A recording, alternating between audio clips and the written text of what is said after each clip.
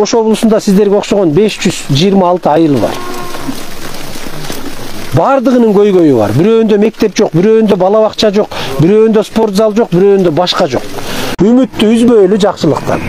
Мына биз бүгүн келип эле эртең ошо менен качып кетип келбей койбойбуз, башка кылбайбыз. Кудай буйруса мына бүгүнкү сүйлөшкөн сөздүн жыйынтыгындагы мен келем өзүм чыгарабыз.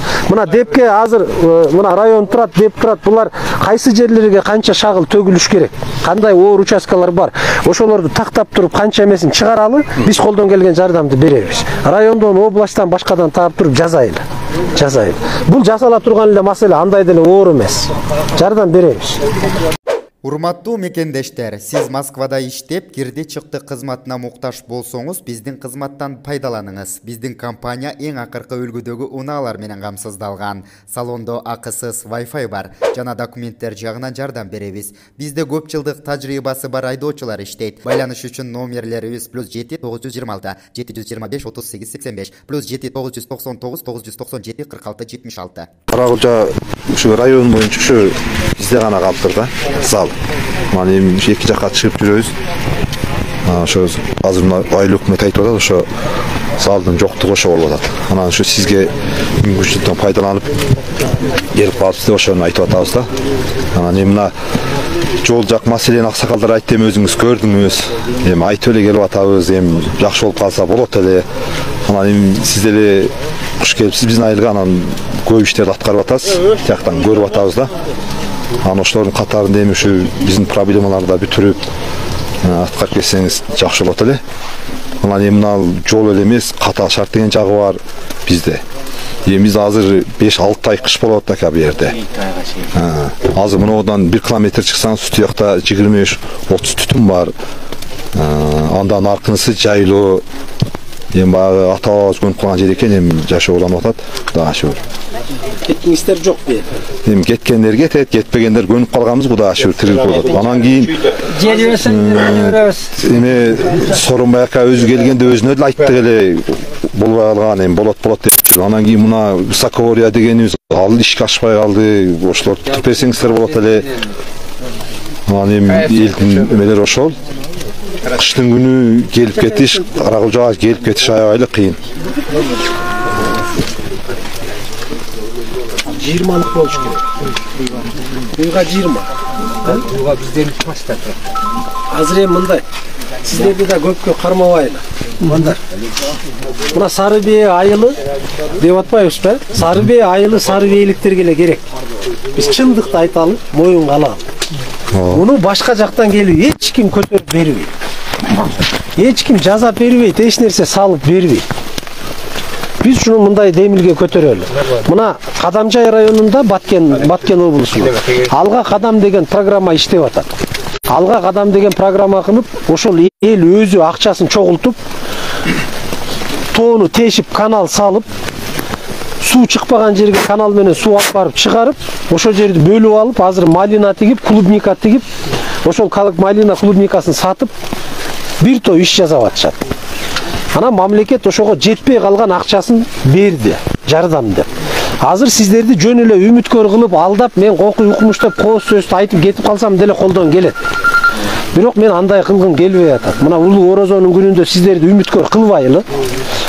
Айыл жаштары демилге көтөргүлө дагы чогулгула. Өзүңөр бухгалтер кылгыла, айыл өкмөткө да бербегиле акчаны, районго да бербегиле, эч кимге бербегиле. Айыл өкмөттөр тың жигиттер чогулуп туруп, бирөөнү бухгалтер, бирөөнү кассир кылгыла дагы, бирөөнү төрага кылып, бир коомдук уюм түзүп туруп, анан демилгени көтөргүлө дагы акча чогултуңуздар. Канча акча чогултасыздар өзүңүздөр. Бишкекте жашап аткан туугандар бар, ишкерлер бар, башкалар бар. Ошолор менен бардыгыңыздар сүйлөшүп туруп, бир сумманы чыгаргыла. Анан биз ошого сумманы чыгарып төгүп көрсөтсөңөр, биз ошого жараша анан министрлер кабинетине кайрылалы. Областта фонд бар, райондо фонд бар, акимде. Ошолор менен Бишкекке кайрылалык, республикалык бюджеттен аракет кылып туруп, анан ушул жерге бир спорт зал салганга аракетти көрөлү. Эгерде өзүңүздөрдөн демилге болбосо, мен дагы бир жолу айтам, эч ким бул жерге келип сиздерге спорт зал салып бербейт. Бүгүн турмуш чындыгы ушундай, биз моюнга алалы бардыгын. Өзүбүз аракет кылбасак, өзүбүз демилге көтөрбөсөк, өзүбүз чуркабасак, бүгүн эчтеке жок. Биз үчүн бирөө келип чуркап бербейт. Мисалы ушул эле турган Каракулжа эле эмес, Кара суу тиги ноокатты тимеле коелу, ушу Каракулжада турган жаныңыздардагы Чалма айыл өкмөтүнүн дагы берге кызыкчылыгы жок. Келип спорт зал салып берейин же башка кылып берейин дебейт. Себеби айыл мына сиздерге керек. Айыл өкмөт сиздерге керек.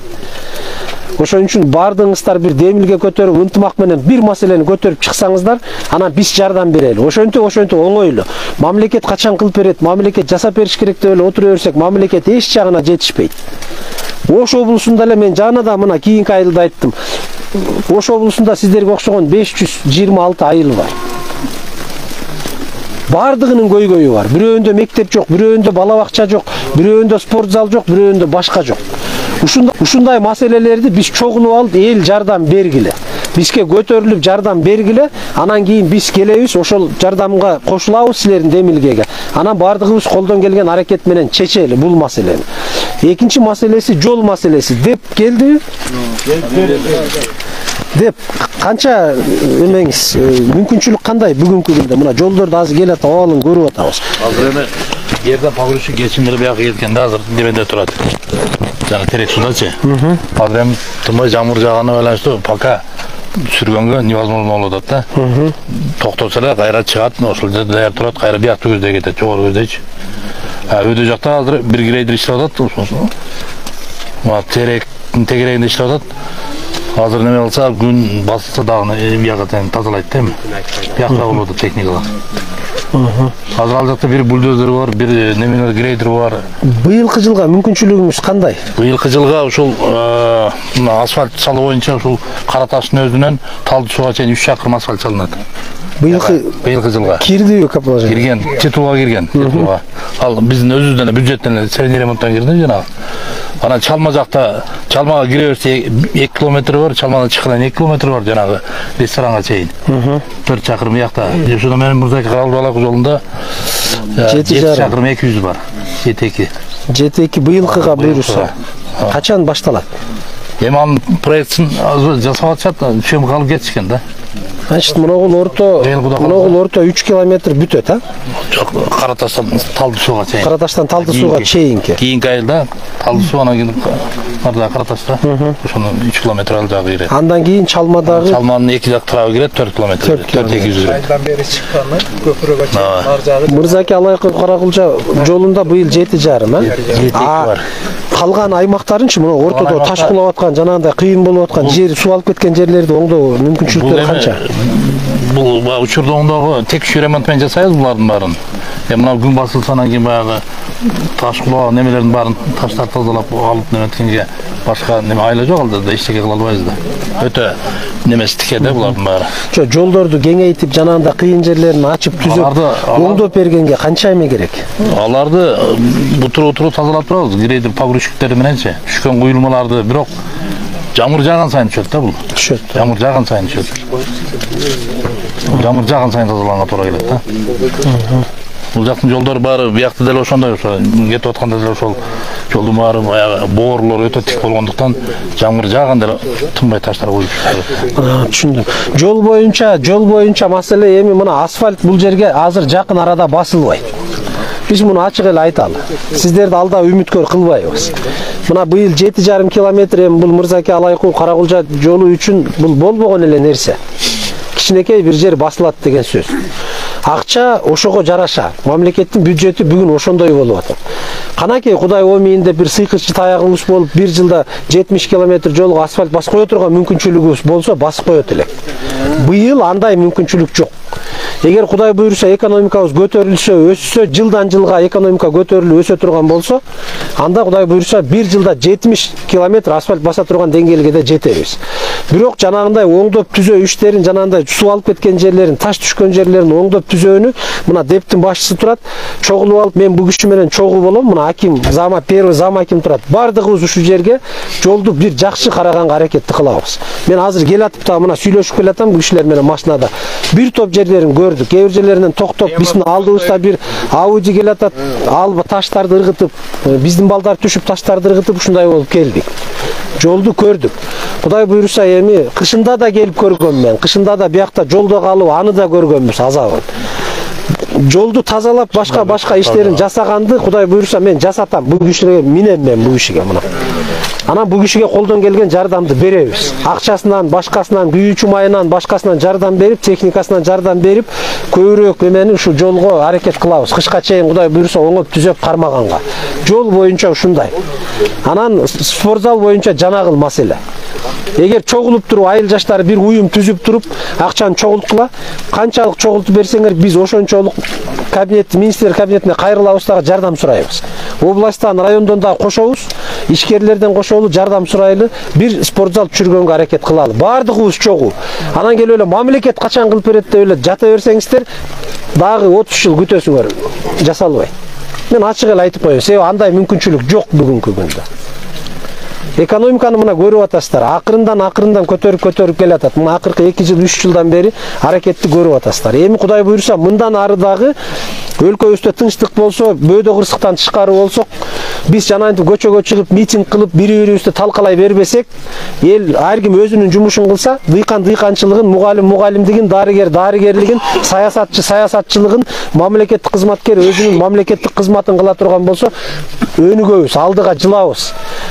Бардыгы бар бизде. Өнүгүш үчүн, алдыга жылыш үчүн Кыргызстанда бардыгы бар. Бир гана нерсе, тынчтык керек, мээнет керек, эмгек керек. Бүттү.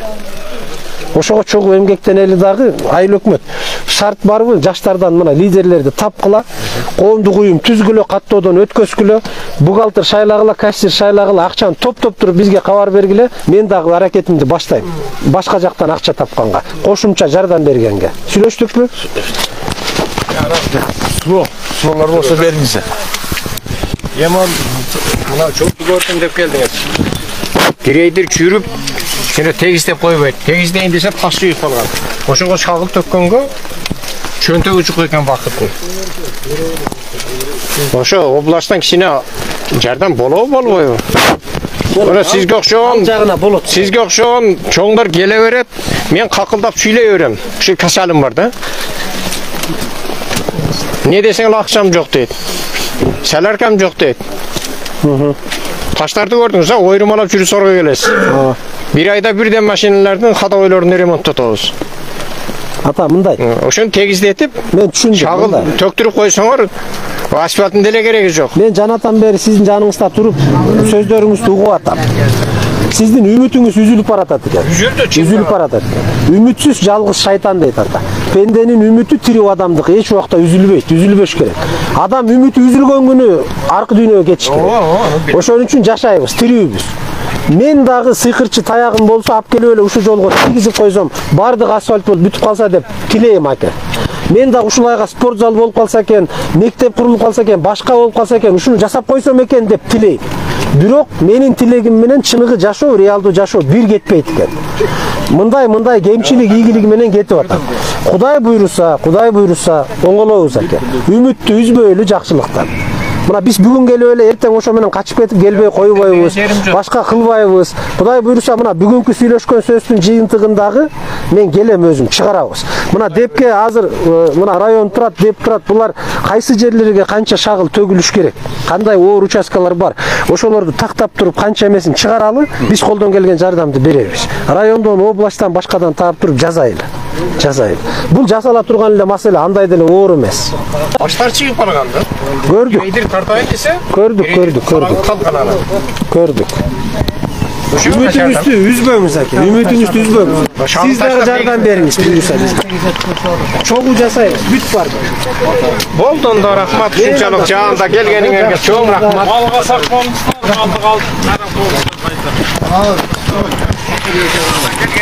Ал боюнча мындай. Исакагония боюнча бул айылдагы эмеге кирмепей калган, Мындай болуп атат. Айыл сиздердин акимден кат келген бизге. Bir 4 ay murda. Кат келип, анан биз республикага катты жолдогонбуз, министрлер кабинетине. Ал жакта ведомстволор аралык комиссия түзүлгөн. Комиссия түзүлүп азыр иштеп атат. Бир эле сиздердин айыл эмес, бул ар кайсы облустарда көп айылдар. Анан жанагындай болуп айылдын аталышы өзгөрүп калып, токтомго кирбей калган экен. Ушундай жерлер көп да. Анан сиздердин айылдар бир убакта токтомдо болгон, кийин токтомго кирбей калыптыр. Эмнегедир токтомдон чыгып калган. Азыр эми ошол токтомду кайра чыгарыш керек болуп атат. Бул высокогорье деген жөн эле бийик тоолуу аймак деп табыла бербейт. Аким кааласа же губернатор кааласа таап эле жазып кое бербейт. Бул мамлекеттик деңгээлде чечиле турган маселе. Буга токтом чыгат. Токтомдо айылдардын аталыштары кирет. Анан ошол бийик тоолуу аймакка карата мамлекеттик бюджеттен төлөмдөр жанагындай бол пенсияга чыгуу жеңилдиги, айлыкка кошумча башка дегендердин баардыгы кошулат. Бул миллион акчаларды талап кыла турган долбоор. Ошон үчүн азыр ведомстволор комиссия иштеп атат. Жогорку кеңешке кирип токтом Кудай буйруса чыга турган болсо, сиздердин айылдагы ошол тизмеге кирген, биз бергенбиз. Азыр күтүп атабыз. Ошо чечимди күтөлү. Кудай буйруса чечим чыгып токтом келе турган болсо, сиздердин айылдагы жанагы бийик тоолуу аймак катары эле Чалма, Буйга дегендер менен бирдей деңгээлде ала турганга биз аракет кылып атабыз. Ошол ал унутта калган жок. Болду, рахмат сиздерге. Ийгилик. Ийгилик. Жетекчилер, бизди сыйлап, элди сыйлап келип, эл үчүн иштеп атасыңар. Өмүрүңөр узун болсун. Келечегиңер кеңири болсун. Алла колдоп, мына жагыңа карабай, ошо элдин акыбалынан карап келип атасыңар. Өмүрүңөр өссүн. Мына айтканыңарды ошо бизге аткарып турсаңар эле биз силерди колдоп турабыз. Бактылуу болгула, өмүрлүү болгула. Эл үчүн иштеп. Чогуу жазабыз. Ата сиздер бизге жардам бергиле, биз сиздерге жардам. Бизди асфальттын деле кереги жок. Жана шагыттоо эле киретин мен тартып берсеңиздер, биз ошо ыраазы болобуз. Жасатабыз. Рахмат. Аңжо, жакшы болуңуздар. Вот, урматтуу мекендештер, достор, биз азыр ошол Каракулжа районунун Капчыгай айыл өкмөтүнүн Сарбе айылынын жашоочулары менен Кыргыз Республикасынын президентинин Ош облусу боюнча ыйгарымдуу укугунун ыйгарымдуу өкүлүнүн биринчи орун басары Жаныкулов Данияр Төрөгазиевич менен болгон жолугушууну көрдүңүздөр. Өзүңүздөр күбө болгондой бул жерде азыр абдан климаты катаал шартта жашаган эл, бул Сарбе, ошол Капчыгай эли. Ошол элдин негизги көйгөйлүү маселеси эле келип келели ошо жол маселеси, анан өздөрүндө баягындай спорт залынын жоктугун айтып кетишти да. Анда эмесе кийинки биздин жолугушуу Көңдүк айылында болот, Ойтал айыл өкмөтүндө.